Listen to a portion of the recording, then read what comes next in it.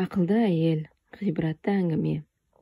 Ұзақ жылдар бойына қарамағындағы елін әділдікпен басқарған патша қайтыс болған соң, патша тағына оның мұрагері баласы отырады. Басына патша тәжін киген жас жігіт бірнеше күннен соң сарайдағы бүкіл уәзірлерін шақырып алып, ертең барлығыңыз да қыздарыңызды менің алдыма алып келесіздер. Мен алдыма келген қыздарға ойымда жүрген 3 сұрағымды қоямын. Кімде-кім менің сұрағыма дұрыс жауап берсе, мен сол қызды өмірлік жар етіп аламын дейді. Сол тұрған жерде барлығы да патшаның аузынан шыққан сөзін екі етпей айтқанын жасайды. Ертеңіне әдемі киген уәзірлердің қыздары патша сарайына түгел жиналады. Көктемдегі бірінен бірі өтетін қаздай тізіліп тұрған сұлу қыздардың алдына келіп, беттеріне ойланып қараған жас әмірші, мен сендерге қояр 3 сұрағым мынадай. Машриқ пен Мағрибтің арасы қанша? Жер мен көктің арасы қанша? Өтірік пен шындықтың арасы қанша? 3 күннің ішінде менің осы сұрақтарыма дұрыс жауап берген қызды некелеп аламын деп жарлық шашады. Сарайға жиналған уәзірлердің қыздары жас әміршінің аузынан шыққан бұл сұрақтарға лайықты жауап таба алмай қиналады. Қыздарына жәрдем бермек болған уәзірлердің өздері де патшаның сұрақтарын шеше алмай тығырыққа тіреледі. Уәзірлер мен қыздарының ақылды патшаның қойған сұрақтарына жауап бере алмай қиналып жатқан туралы хабар ел ішіне лезде тарап кетеді. Бұл хабар жақын маңайда қой бағатын шопанның қызының құлағына да тиген еді.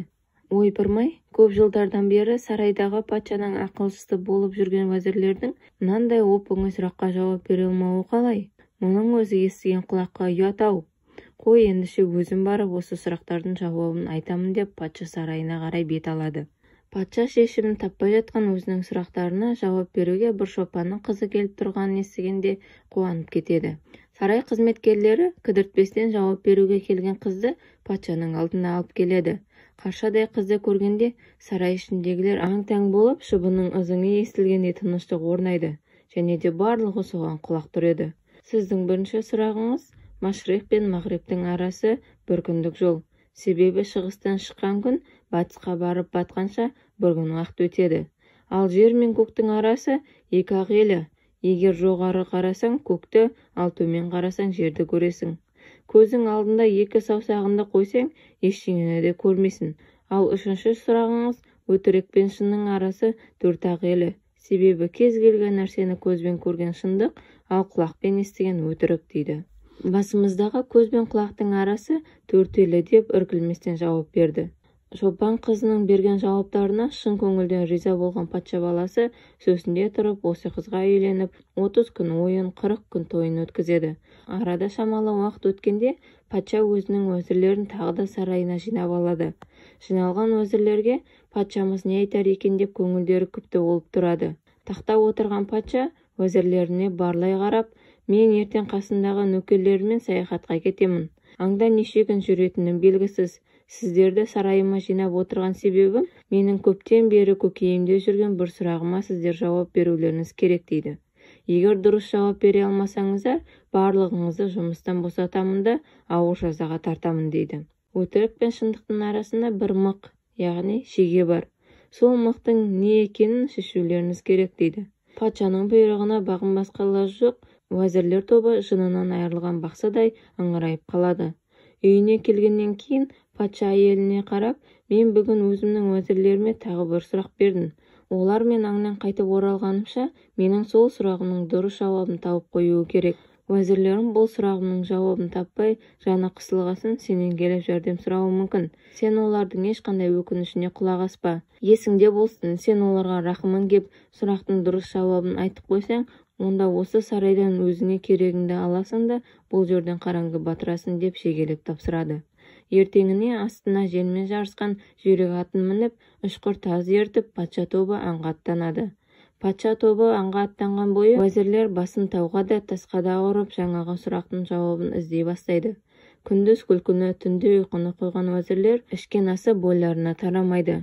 Айдың күні аманында дұрыс жауап табудан күдер үзіп, жазықсыз жазаға тартыламыз деген ойлардан уәзірлердің ішкені ірің, жегені желім болды. Көзді ашып жұмғанша патшаның аңнан келетін уақыты да болып қалады.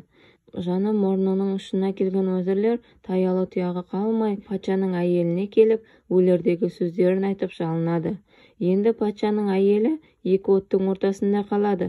Уәзірлеріне жаны ашыған патшаның әйелі өтірік пен шынның ортасындағы мықтың тіл екенін айтуға мәжбүр болады. Патша аңнан қайтып келгесін, уәзірлер берілген сұрақтың жауабы тіл екенін айтады.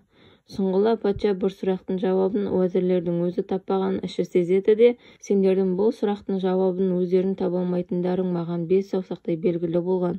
Бұл сұрақтың дұрыс жауабын кім айтқанын айтыңдар. Маған шындарыңды айтпасаңдар, барлығына дарға тартуға әмір беремін деп қорқытып, уәзірлердің екі аяғын бір етікке тығады. Қорыққаннан жігерлері құм болған уәзірлер патшаға шындарын айтуға мәжбүр болады. Ашуға булыққан патша әйелін шақырып алады да, сен менің айтқаныма құлақ аспай, сау басыңа сақина сұрап алдың ғой. Енді патшаның екі сөйлегені өлгені. Сен осы сарайдан керегіңді ал да, қараңды батыр дейді, түсін суытып. Салы суға кеткен ақылды әйел үйіне келіп, түрлі тағамдар дайындап, шараптардың неше атасын дайындап алғасын, күйеуіне келіп, ал патшам, сізден менің соңғы өтінішім бар дейді. Екеуміз дастархан басында бірге отырып тамақтанайықшы деп майлы шекте айналдырады. Сүйікті әйелінің соңғы өтінішін жерге тастай алмаған патша оның айтқанына көне кетеді. Дастархан басындағы түрлі тағамдардан дәм татқан патша әйелінің өз қолымен ұсынған шарабынан да бас тарта алмай қалады. Ішкен шарабы шамадан тыс көбейіп кеткен соң патша мас болып та қалады. Қолайлы сәтті құр жібермейтін ақылды әйел сарай қызметкерлеріне әмір беріп, ат арба алдырады. Арбаға жәле төсек салдыртқан әйел мас патшаны арбаға жатқызып, қаладан шығып кетеді.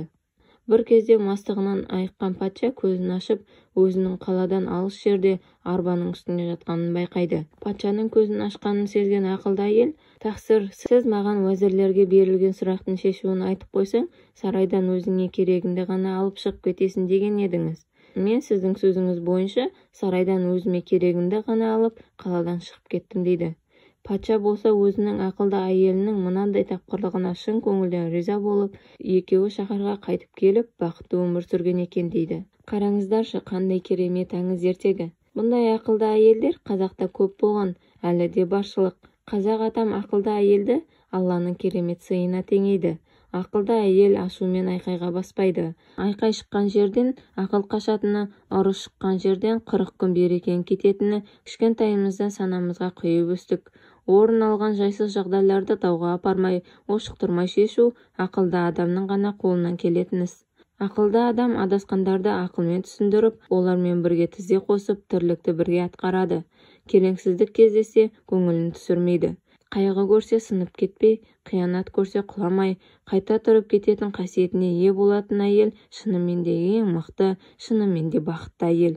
Жаратылысы шапағатқа толы нәзік жандылар мейіріммен ойлайды, мейіріммен сөйлеп, мейіріммен өмір бойы айналасына шапағатын сыйлайды. Жан жүрегінің жылуы жүзінен, жүрегінен төгіліп тұрады. Сондықтан да мұндай ақылды әйел әр ұлтқа, әрбір отбасына, әрбір ер адамға берілген Алланың керемет сыйы. Әрбір отбасымызда аруларымызға ақылды ана атануды нәсіп етсін.